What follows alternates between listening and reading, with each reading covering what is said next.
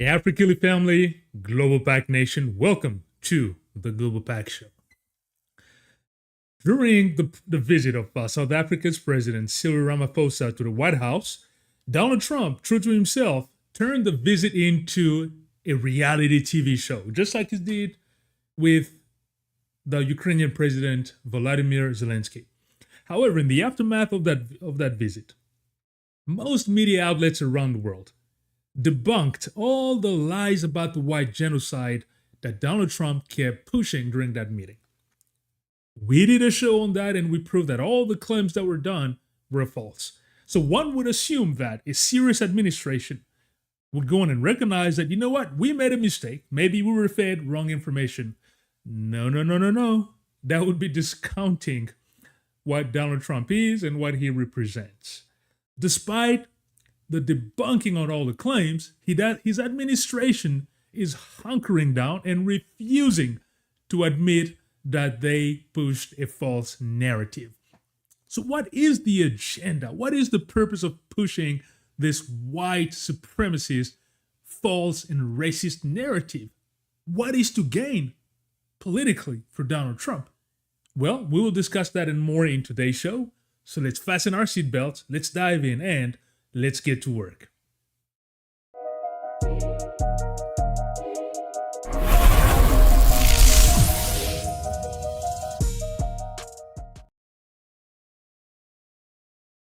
The AfriKili family and Global Pack Show. Once again, welcome to the Global Pack Show. This is your favorite host, Tony Mfumu Kwambamba Simba Ngumbu. It is a pleasure for me to be once again with you today on this May 27, 2025. Before starting, as always, I really want to thank all of you that are continuing to support this concept, the Global Pack Show, since we launched it. Thank you so much for all your support.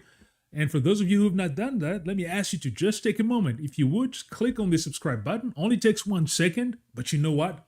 You help us tremendously. You help this platform grow.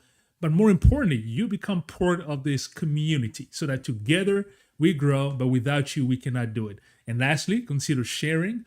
If you feel like somebody in your network might benefit from this content, all you have to do is click on share, send it to them, and it helps us propagate this message and grow the platform. So thank you very much for that.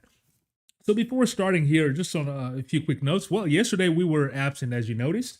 Yesterday being the, if you're in the United States, you know that yesterday was Memorial Day. All right, so Memorial Day is a day that is designed to commemorate and remember those who served and gave their lives in the military. So we decided to take a break for that. Well, as you know, I happen to be very thankful because I was lucky enough not to lose my life while I was in the military. Yes, yours truly, as you can see from the picture, spent a bit of time in the U.S. Army as well. So very grateful to have been able to survive the experience. But obviously, there are comrade in arms that passed. So it is a very important day for me, even though I've grown to be not a fan of war at all.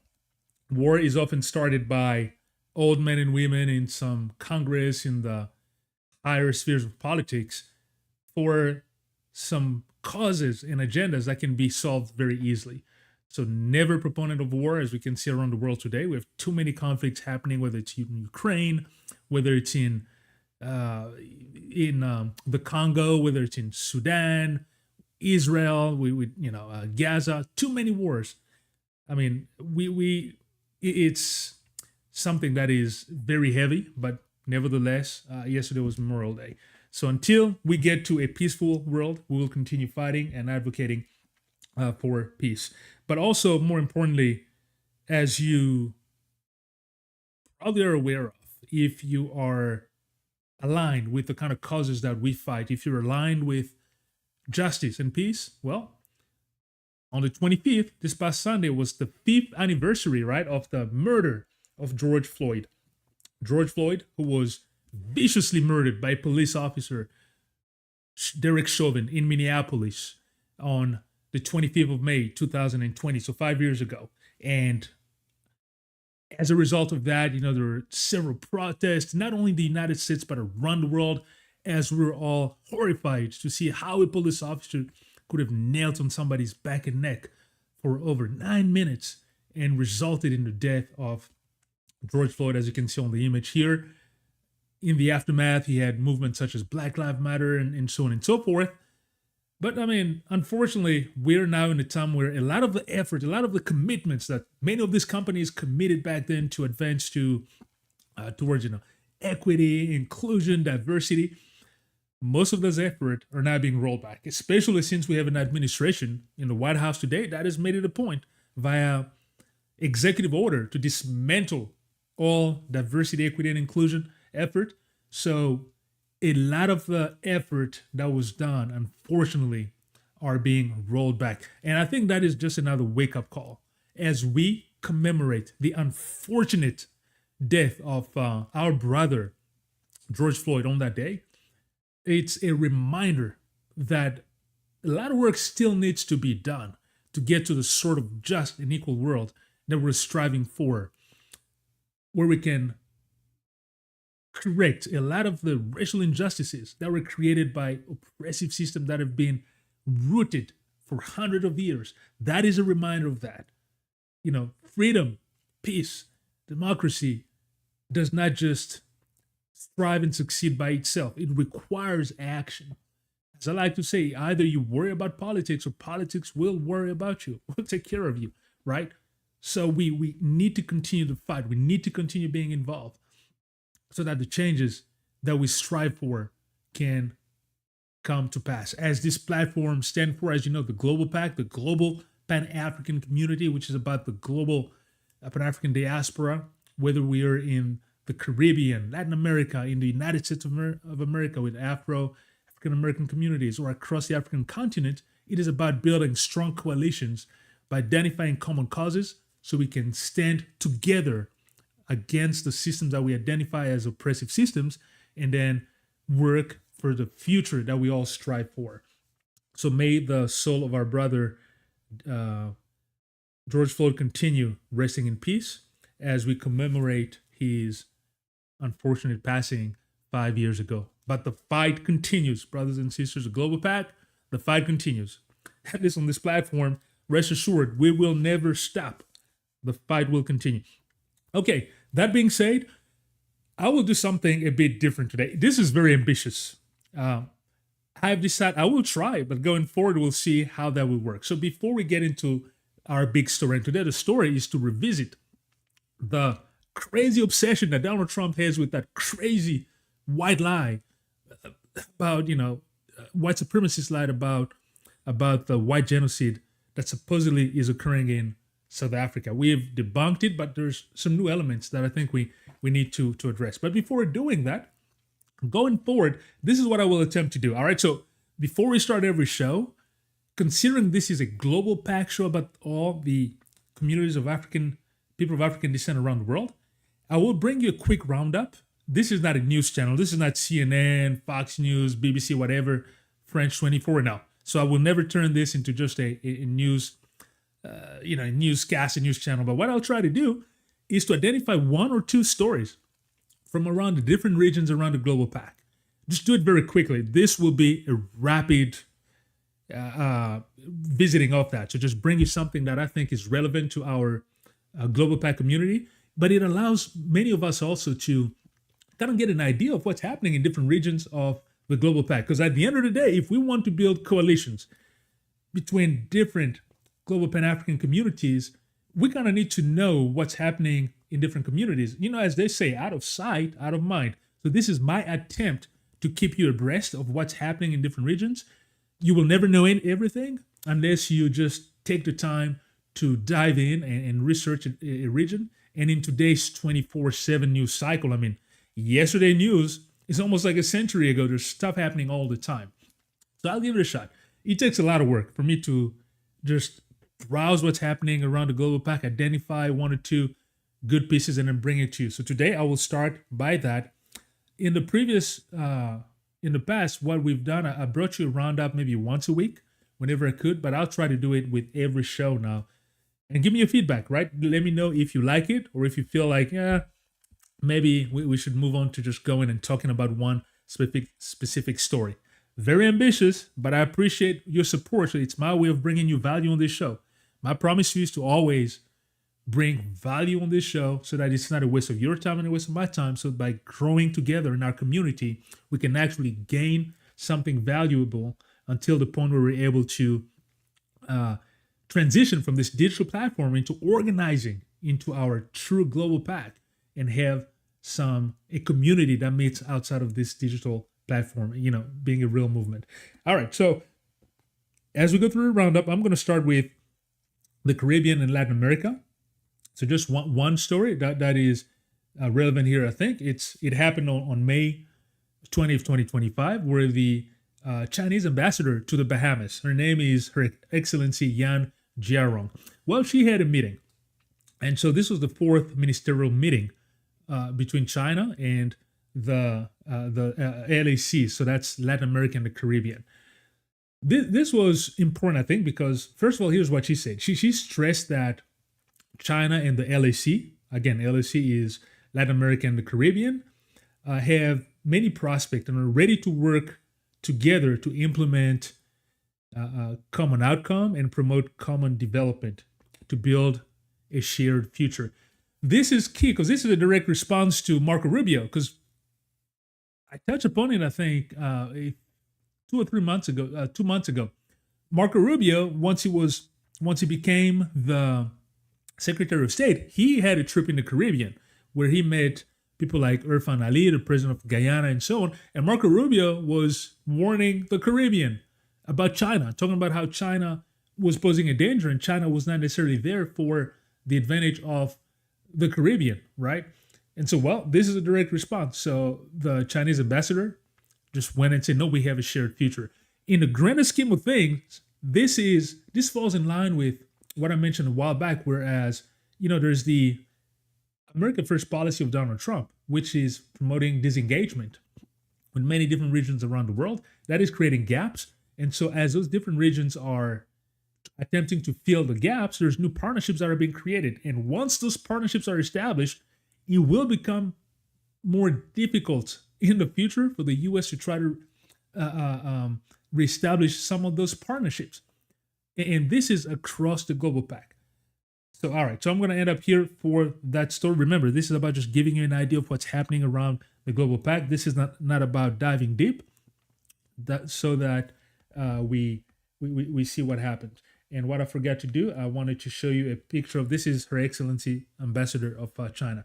Our next news story comes to you from Africa. So let's transition to the African continent. The individual that you see here is Michael Langley. There was an exercise that just happened in Morocco. It's called Africa Lion. Africa Lion is the biggest intermilitary exercise that happens on the African continent. It is led by AFRICOM. Now, the gentleman that you see here is General Langley. Remember, that's the guy who made those comments about Ibrahim Traore, who accused Ibrahim Traore, the president of South Africa, of being a corrupt individual by using the gold for his own benefit. Anyhow, during this meeting, which happens once a year, it is organized jointly by AFRICOM, that's the Africa Command, and the Moroccan force, the Royal Moroccan Armed Force, the FAR. General Langley made some interesting statements. Here's what he said. He said, we need to be able to get our partners to the level of independent operations. There needs to be some burden sharing. So essentially, at this exercise, which brings together not only African military, you actually have militaries from across Europe, from the Middle East, around the world that meet together for this Africa Lion exercise, which is designed to enhance interoperability, readiness for crisis response, and strengthen regional security. Well, the message here is clear, is that following in line of Donald Trump's America First policy again, General Langley is telling the partners, African partners and others, that there needs to be shared burden. So gradually, the U.S. will be taking away resources and taking away its forces so that different partners step up to the plate and assume more of the leadership. So that is interesting. We will see what happens going forward. Next story. This is pretty big, folks. This guy here, President Joseph Kabila, the former president of the Democratic Republic of the Congo, who stepped away from power in 2019, which he dubbed as the first peaceful transition of power in that region. Well, he's coming back to the DRC. Why is that significant? Well, first of all, there's a big conflict that's happening in that region. We've touched upon it. It happens to be the country in which I was born before living when I was very young, in the Congo. But more than that, the Congo is considered by many to be the richest country in the world when it comes to its natural resources. It has trillions and trillions of minerals underneath its ground. As a matter of fact, all of the minerals that you need for the current AI revolution, the green revolution, are found in the Democratic Republic of the Congo. Cobalt, rare earth mineral, you name it. But unfortunately, because of that, there's been conflict going on for over 30 years. Over 12 million people have lost their lives. It's a conflict that once used to be called Africa's World War, because you have over 9 different countries fighting in the Congo. Well, recently, remember, Donald Trump sent an envoy, Masad Boulos, who went to the Congo. He went, and so to negotiate a potential agreement for rare earth minerals, because as the U.S. is no longer getting supply from China, China is preventing rare earth minerals to be supplied to the U.S. In Ukraine, there's issues there, so the Congo became a potential source. There is a recurrent conflict. There's a rebel movement called the M23 that had seized many different cities in eastern Congo. The Congolese government had accused the country of Rwanda to be supporting the rebels. Well, the Congolese government also accused this former president, Joseph Kabila, of also being part of that rebel movement. Well, Kabila had been out of the Congo for the last 2 years, living in South Africa. Yeah, South Africa again. And he just came back. So he gave a press conference announcing that he would be back, and he came through the eastern part of the Congo. This could be very significant. If you follow the news from that region of the world, you know that the Congolese government is shaking its boot. They're unsettled because this guy wielded real power and can seriously threaten the current power of the current president. So this is causing a lot of tension, and it is a situation that is worth following very closely, and then we will see what unfolds with that. All right, so that's it with the African news. We will finish our roundup going with the United States of America. The first story, which is relevant to the global PAC. Folks, I mean, this was just nuts to me. This was really, really, really nuts. The U.S. Naval Academy, all right, it's called, it's in Annapolis in Maryland. Well, with the DI craziness that the Trump administration is bringing, they had pulled off over 300 books, all right? So essentially 381 books were removed from the Naval Academy library because supposedly those books were dealing with diversity, race issues, and so on. Because the Department of Defense, led by P.A.C, is now wanting to ban so many different books. If you've been following this, for example, there's a time when stories about Harriet Tubman was taken down, then put back in. So it is total confusion. Guess what? Of these 381 books that they had recently removed, just last month in April, this is actually funny because this is unserious. Most of those books now are back in the library in Annapolis. It's actually called the Nimitz Library in the Naval Academy. So that's where, people that are going to the Navy gets formed. Kind of like you have West Point for the Army. For the Navy, it's in Annapolis, the Naval Academy. Then you have the Air Force Academy and so on. But this is nuts. So you keep on taking out material, then you put it back. Now you take out 381 books. Now you bring them back. There's only about 20 books that still remain under review. But really, the key part here is that this administration is confused. I don't think they know what they want. It's talking about incompetence. Somebody like Pete Hegseth, that many have decried for his lack of competence when it comes to administrative competence. I mean, he's a former soldier. You give him that. He served in the military. Granted, he went to school. He's a smart guy. But in terms of leading an administration per se, zero experience. And this is just the latest example of that. It does not bode well. There's inconsistency. There is lack of seriousness. You're taking that material, the next thing you're putting it back. So it's just a continued chaos that is being sowed by this administration. And that's very unfortunate. Our final roundup story comes to us from Memphis by none other than Elon Musk. Well, in Memphis, Elon Musk has an AI supercomputer facility called Colossus. Well, many activists and many environmentalists, but people just in the communities in Memphis are protesting against this facility because they're saying it's actually causing a lot of pollution. And so this is a picture that you see here of Colossus. Now, one of the prominent person that's leading this protest is, well, we have obviously Elon Musk, who owns this plant, but we have Rep. Justin Pearson.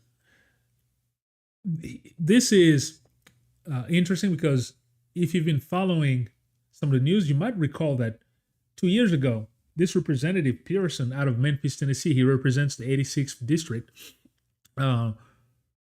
He was voted, so his colleagues in the House, in the State House in Tennessee, voted to expel him because he decided to protest on the floor of the House of Representatives of the state because he was protesting against gun violence.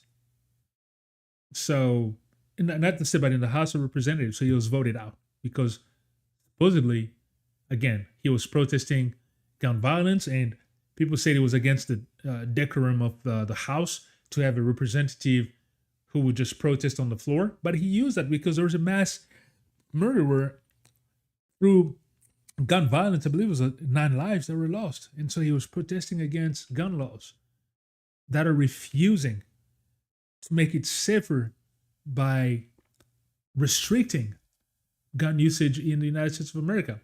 So yeah, so he has been an activist for a while, and he is one of the people leading this protest, as you can see from this picture here. So these are in the streets of Memphis, Tennessee. And obviously, as you can see from this picture, it's not only black people. So people say, yeah, it's only black people that are protesting. No, it's a very diverse group of people protesting that.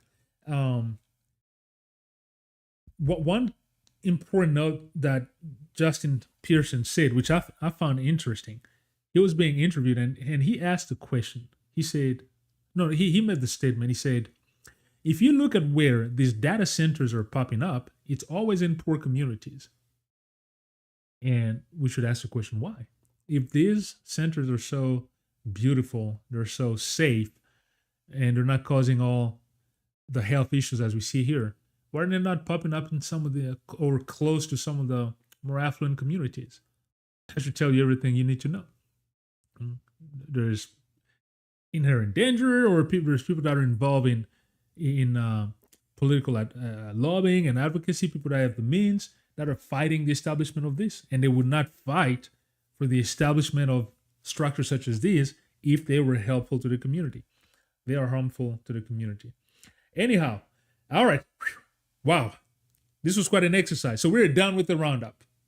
Tell me what you think before we move on to our story. Is it something that you would like to see us continue to do? Because it allows you to just get an idea of what's happening around the global PAC, the global Pan-African community. Or if we want to leave that for the news report, your CNNs of the world, your BBCs of the world, your Fox News of the world, your, what's another one? France 24 of the world. Then let me know what you think. I really want to hear your feedback. Should we continue with this roundup? Because my goal is to continue doing this going forward. I bring you quick roundup news, just maybe spend 2-3 minutes or 2 minutes max on a news story, and then we go into our main topic.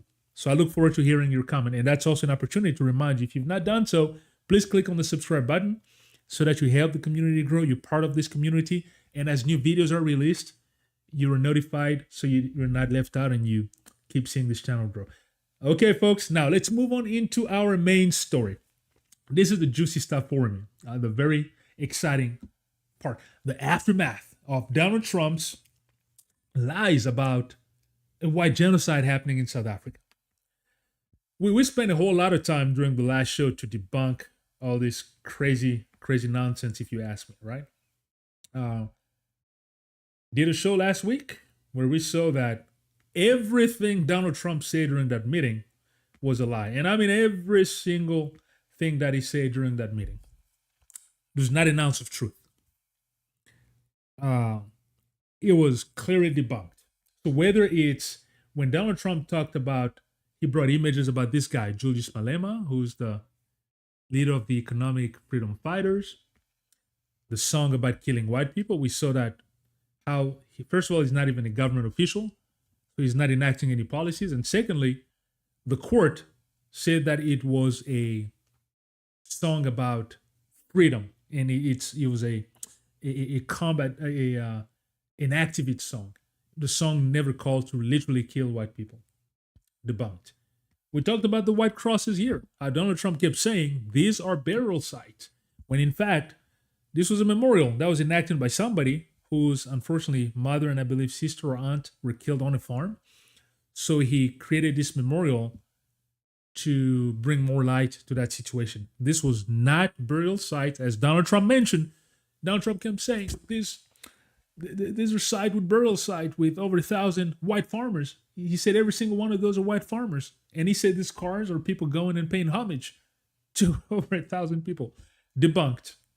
That was a lie. Well, one thing which I didn't mention is that I didn't even realize, because this is a bit of a new piece of information. So this picture here that Donald Trump is showing is actually a picture of the Congo. This picture was supposed to show mass graves of white farmers being killed and buried in South Africa. Turns out, folks, I'm not making this up. This picture is not even South Africa. This is a picture of, oh my gosh, this is, you can't make this stuff up, folks. This is a picture of a grave in the Democratic Republic of the Congo. You can see the picture on, right? So the picture that Donald Trump is showing, you see underneath, it's that picture. This is nuts. This is actually a screen grab. All right. That was done for somebody who was reporting, because in Congo, in Goma is in eastern Congo, unfortunately, with the conflict that I mentioned a few minutes ago, there's a deadly fight where the rebels entered the city. It's a big city in the Congo, and a lot of people lost their lives. This picture was about that. Okay. So everything was debunked. Even more importantly, I mean, if you looked at every news channel, and I kid you not, I mean, I follow news channels from Africa, from Europe, from Asia, from the Middle East. I just stay informed that way. And every single serious media outlet was admonishing Donald Trump for peddling those lies, because nothing he said was true. And if you're one of the MAGA practitioners, a practitioner of the MAGA cult, I mean, that should not make you feel good that your president would just bring up lies per se, right? So now you could say, well, the president doesn't know everything. And I mean, it's not like Donald Trump reads anyways. From his own admission, he said he's not a reader. He does not read, right? So you could say, all right, so people just fed him information, his advisors, so it's not his fault. He was told something. He looked at the picture and it looked credible to him. And he advanced that. Maybe. Okay, if you want to cling to that, then why is his administration continuing to cling to those lies in the aftermath? Because, for example, you had a press conference with Carol Leavitt, who is his Secretary of State, his press secretary, who happens to be the youngest, press secretary in the history. Anyways, refusing to admit that it was a lie. Like, what world are we living in? This is nuts. It has been debunked. Every media news channel is showing that this is not true. But Donald Trump, by his administration, is continuing to cling to that lie. So I had to ask myself the question, it's like, why? Like, what's the purpose here?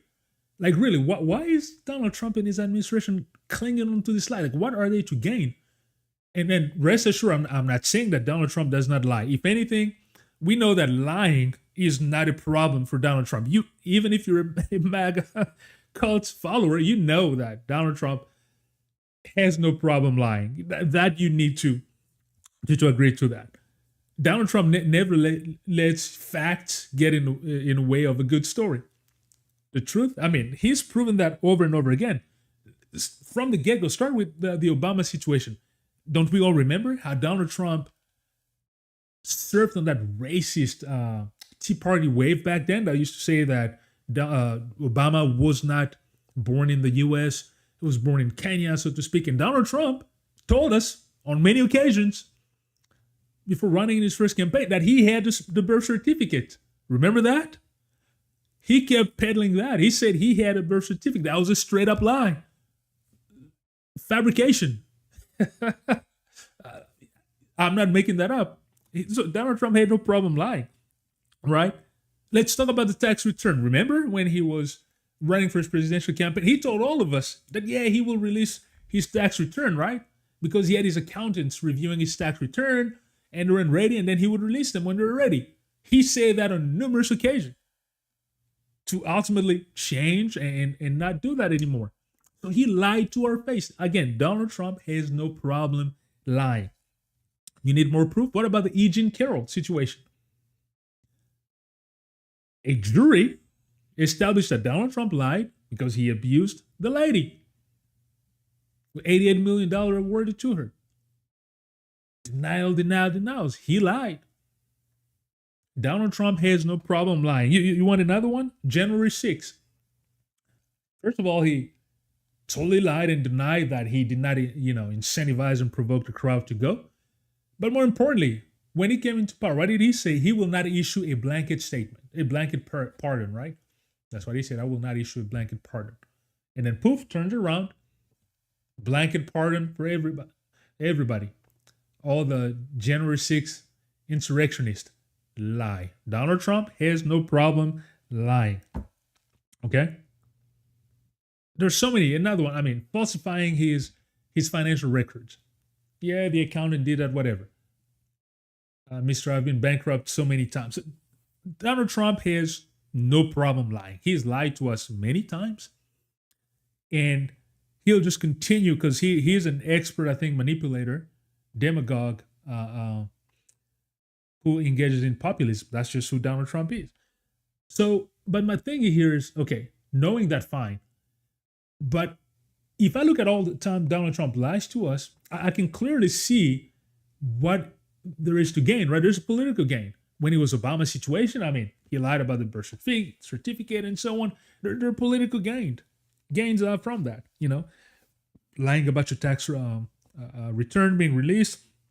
So when I look at all of these lies, usually there's a political agenda. There is an immediate gain that is very apparent.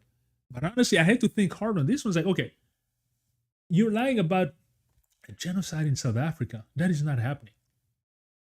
You're told that it is not true. But you keep insisting. And clearly, this is a white supremacist lie. So why is Donald Trump clinging to this white supremacist lie and continuing to peddle it over and over and over again? So that really had me thinking, right? Because really the one thing, okay, let's take Donald Trump out of the equation. If we just go with this crazy notion of the white genocide, which is not happening.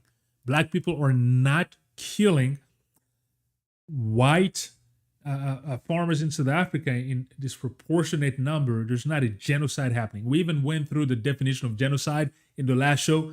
That is just straight up nonsense. That is stupid. That's idiotic. People are lying or dying. There's definitely a crime problem in South Africa, as we've seen, which, I mean, in a way, I think there's massive failures there, right, of governance. But there's no white genocide. So the purpose of that lie, there's a white supremacy propaganda here. You have to understand that. Essentially, when it comes to the case of South Africa, ever since the apartheid regime was eliminated in 1994, and Nelson Mandela ended up becoming the first black president of the country, and then started working towards integration, there has been political integration. Economic integration, not so much, which is why until this day, white South Africans, that are a minority, about 7-8% of the population, are still the wealthiest, still control the economy, still control most of the land. You should understand that the whole country of South Africa is big, but the land is not very arable. There's a lot of land that cannot be farmed on, right? It's arid, it's not arable. So it is estimated that maybe around 10-ish% of the land can be farmed on. Well, of all that land, somewhere around 3/4 of that is owned by the white minority. And how did this white minority end up owning most of the land? So you're talking about 7-8% of the population that owns over 3/4 of land that can be farmed on. That did not happen by accident, right? That happened because there was a system that kicked, first of all, black people out of the lands and then prevented them from owning land. Apartheid came and reinforced that system. So land was stolen, people kicked out, and you have a system of oppression that gave the land to white people only. That's the system we came from. So once apartheid ended, you have people that wanted to continue with that regime. So black South Africans have been struggling to figure out how to equalize the system, right? How to correct some of the past historical process. But in the process of that, you have a white supremacy movement that now wants to advance a notion of victimhood as if white people are oppressed. And they've been going around the world, whether it's in Australia, in the extreme white circles, even in the US. Remember, during Donald Trump's first administration, you had this white supremacists going around channels such as Tucker Carlson, who is a TV host back then, just advancing the notion of a white genocide happening. So as they spread that message, again, I'm keeping Donald Trump away from this. We're going to come to Donald Trump here in a moment. That message fell on some of the ears in the United States as well, right?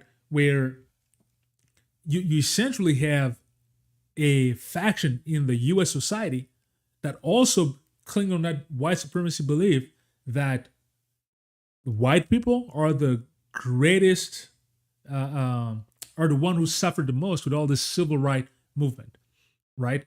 They believe that white people are being persecuted. There's an agenda to replace white people. They're talking about there's white racism that is going on. And that sentiment, so that the white supremacy or white genocide story or lie from South Africa fell on fertile grounds in the United States within certain circles.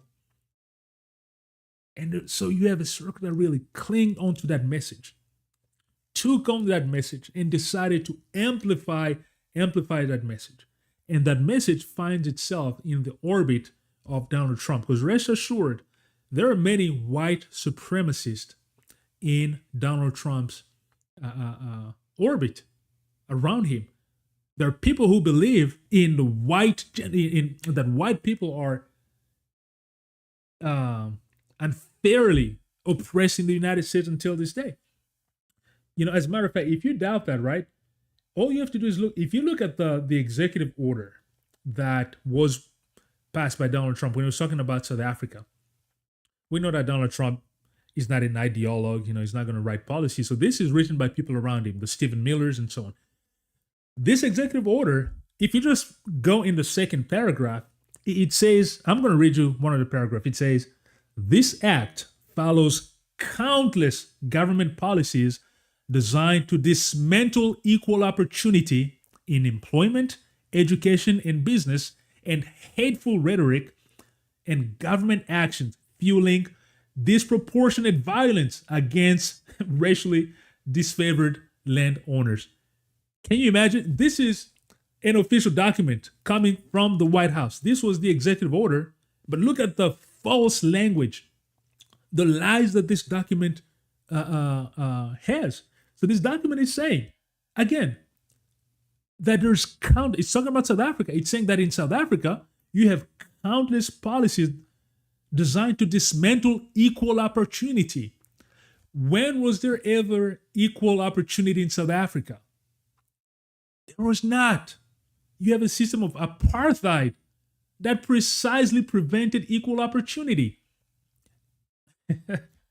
Which again is why until this day, you have 7% of the population that own most of the wealth in that country. South Africa is a country with one of the worst wealth inequality in the world. And that actually explains some of the poverty and some of the crime. But there's not a system of equal opportunity. So again, you have an executive order written by these white supremacists in Donald Trump's orbit that are advancing a notion that says that the current black South African government is putting in place policies that are designed to dismantle equal opportunity. When in fact the government is trying to do its best to make the situation more equal. And yes, there is a law that was passed that said that the government could, if necessary, reappropriate land without compensation if needed. But till this day, that is not even being done. But this language again, so this language is advancing the notion that white people are being targeted in South Africa. And this text is implying that until this day, there was a system of equal opportunity. That's how they see the picture. Keep in mind, it's a disadvantaged system where the white people have the large majority of the land and have all the wealth in South Africa, most of the wealth, yet they're painting a picture saying that, well, this was an equal opportunity when you have some of the biggest inequality. All right? And then they're saying that there's hateful rhetoric and government action fueled disproportionate violence against racially disfavored landowners, against white people. There is hateful rhetoric. And when they showed an image of that guy, Julius Malema, right, of the economic freedom fighters, he's not even a government official. There's no hateful rhetoric from the government. There's no official government policies. And the president of South Africa, Cyril Ramaphosa, clearly explained that during his conversation with Trump in the White House. Okay? There's no government action that is disproportionate, causing violence against. Look, this is just ridiculous. But okay. So the point is that, so you have this faction, this white extremist faction in the orbit of Donald Trump, that is now clinging on to this message saying, you see, white people are being killed in South Africa. And guess who's doing the killing? It's black people that are killing white people in South Africa. And then they say, look at what's happening here in the US. You have black people advancing a system of equality and inclusion that are targeting us white folks. So white folks, we're being targeted. A victimhood message. Like, really, are white people in the United States, of all the racial group, are like white people oppressed in the United States? This is unbelievable. So this whole message of make America great again just also falls into that. What do you mean make America great again, MAGA? Make America great again. Great for whom? Like, was there a time when it was greater? I mean, America was greater for people who were black and brown? everything that has been done since the civil rights is to try to reform systems that were put in place. And I hear sometimes this argument, people are saying, well, two wrongs don't make a right. Yeah, there's some, original sins that were committed. And what we're trying to do today is committing new sin against white people. False. That is bullshit. Oh, I'm sorry. I cursed. That is BS. All right? That is nonsense. When you try to target a notion of sin, typically it would mean it's something that happens once, right? Because a sin really is something that happens, and then you ask forgiveness and you repent, and then you move on. When we talk about the system of oppressions that were put in place, whether it's in the United States, whether it's in the Caribbean through slavery, whether it's colonialism and so on, that is more than a sin. You cannot imply that it's something that happens once. This is not a sin. These are systems that repeated over and over and over and over and over and over again. Societies were created on the basis of that. You took a characteristic, the skin color, which is the first thing you see with one person, right? And on the basis of that, you create an ideology that is supported by the church that says people that have that skin color have no soul, right? And you start building systems that allows you to deny everything to people that have that skin color. That is not a sin. That's a system that is created. And so as societies are progressing, you keep reinforcing that over and over and over again. We create a system of inequality, systemic oppression over time. That is not just one sin. And when we're not talking about doing two wrongs to make it right. Are you trying to tell me that even this anti-DEI sentiment, like really, are the DEI measures, are they comparable to the wrongs that were done against black and brown people? Are you kidding me? So if you're a black person, like really, don't feel ashamed to advocate and fight, right, for a more equal society by wanting measures that are designed to be more inclusive. And don't fall into the trap also of saying, you know what, I'm going to be called, for example, a DEI hire or somebody who has benefited from an advantage. You are not less than because you're black. No, nobody. We have never said, at least advocates in this cause, that what black people and brown people are advocating for, they're doing it because they don't have the capability to elevate themselves. That is not the fact. I have no complaints. I have all the abilities. Most people. But when you have systems, right? You look at it at a macro level that prevent access to a large number of people just on the basis of their skin.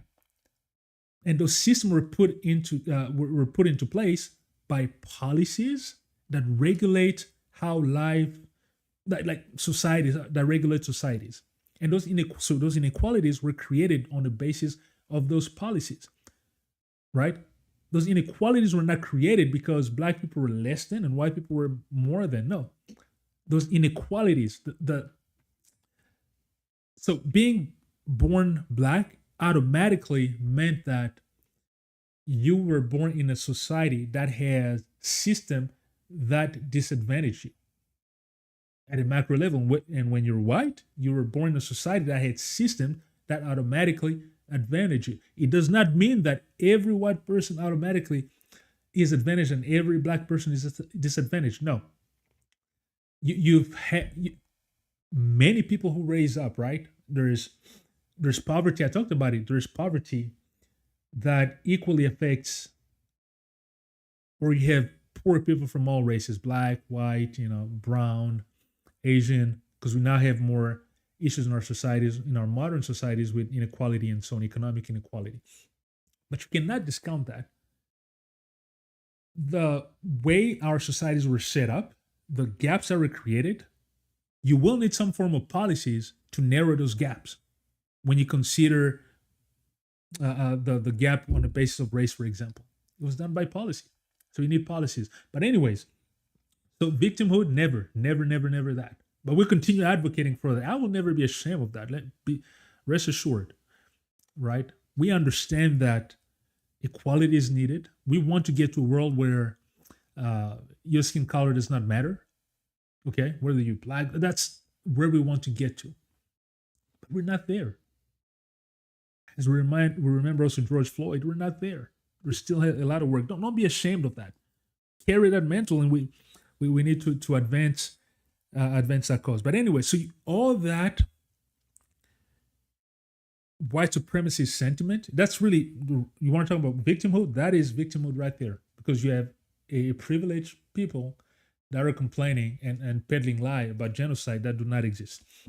But now it comes into Donald Trump orbit, all this that I mentioned, white supremacy, victimhood. So Donald Trump now clings onto it. I'm again asking, why Donald Trump? It's not like you're about to run for election for a third term in office, or maybe you are, I don't know. But there's no direct gain, like political gain or otherwise. So I can only come to one conclusion.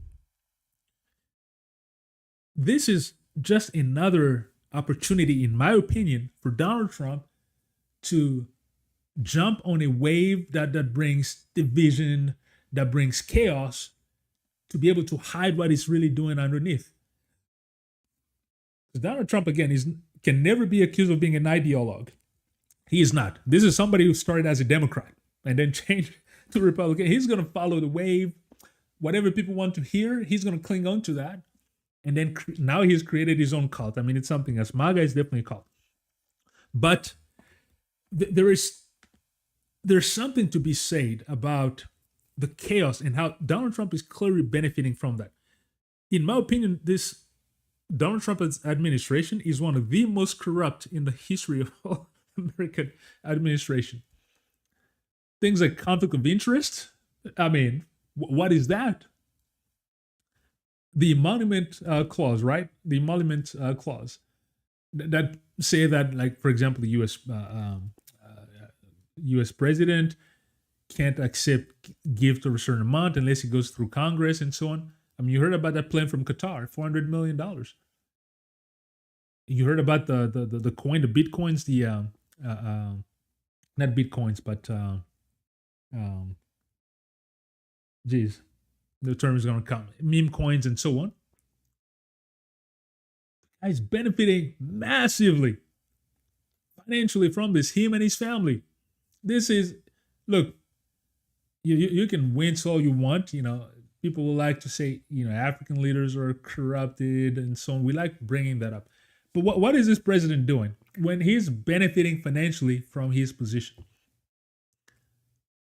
That is a massive form of corruption. So in my opinion, I believe that Donald Trump, who's not an ideologue, he has people in his circle that I know firmly believe in this notion of racism against white people and white oppression, that white people are about to be replaced. You have people like Stephen Miller that come up with some of the crazy ideologies and so on. There's some people who really believe that. But when it comes to Donald Trump himself, oh no. I believe the guy's just out there to make a buck in any which way he wants, whether it's from selling the Bibles and selling whatever he wants to sell, the Donald Trump watches. This is just the latest. So he's going to ride this wave for as long as it takes. It's just the latest that will bring more, that will be divisive. And so that will create a lot of, conversation and topic and people will fight against it. And it just creates a fog. And underneath that, the great grifter is continuing to make a buck. That's really at the end of the day, because I don't really see anything else that he benefits from this. Now, you could say that he's just a racist and believes into that. I sometimes struggle with things like that, because if I haven't heard you just say it out, I'm not saying he is, I'm not saying he's not, I just don't know for a fact. So that's that. All right, ladies and gentlemen, I'm going to end up here for today. It's been 54 minutes. But as the global P.A.C is concerned, right? The global Pan-African community, the global Pan-African diaspora, people of African descent around the world, I will say the same thing I said in the last show. We can never let lies go unchecked. Because the more you say a lie, guess what? It turns into the truth in the eyes of many people, and especially when it comes to the high spheres of power. What Donald Trump says, I mean, it's like gospel for many people in the MAGA circle. So we have to combat all these lies with the greatest energy. Don't let them just go unaddressed. We cannot. And so this latest lie, where supposedly black people are killing white people, which we know is nonsense, we cannot let it slide. Whenever you hear stuff like that in your little sphere, you stand up against that. I hope that through this platform, we're doing our little part with standing up against, lies. I don't know what term I should use here. This is unfathomable from the president of a nation. Anyways, be that as it may, I will close with the same quote that I used in our last show last week. It's a quote from Mandela that says, "Education is the most powerful weapon which you can use to change the world." Indeed. Let's continue educating ourselves, right? We need to know what's happening around our community, because the mission of this platform is to build bridges and create strong coalitions. We have to educate ourselves on what's happening in our different communities around the world. You're not from the Caribbean, fine, but you want to find out what's going on in the Caribbean. You're African, fine, you still want to find out what's happening in the United States. You're African American, yeah, you still want to know what's going on with the other global PAC communities around the world, in the Caribbean, in Africa. By really knowing of each other, it allows us to also surmount some of the stereotypes and some of the false narrative, and we understand that it is possible for us to work together. A couple of weeks ago, I talked about how people like Ibrahim Traore, people like Jasmine Crockett. As a matter of fact, I think I'm going to do another show on Jasmine Crockett, because she's continuing to to be a firebrand in Congress, man. She is just dishing out losses, and lessons. She's taking folks to school, folks. She just had another one a couple of days ago, just had me cracking out. But anyways, it's important. So we built. They showed us that we can build coalitions regardless of where you're from in a global PAC. Our differences, our different origins, should not be the reason why we cannot identify common causes, should not be the reason why we cannot work together. This platform will continue advancing that. So if you've not subscribed, let me ask you to do that. Please click on the subscribe button. That's one or two things you can do to really help this platform grow. One, click on the subscribe button. Two, click share and share it into your network if you feel like there's somebody that might benefit from this message. So thank you very much for that. And if you're already a supporter, thank you from the bottom of our heart. As I like to say, remember, we are a beautiful people. We are a strong people. We are a very capable people. Don't let anybody tell you otherwise. Above all, we are the Global PAC. Until next time, this was Tony Mpumusimba Kwambamba Ngumbu. Asante sana, which means thank you very much in Swahili. Peace be with you. And remember, we are the Global PAC. Thank you very much. See you next time.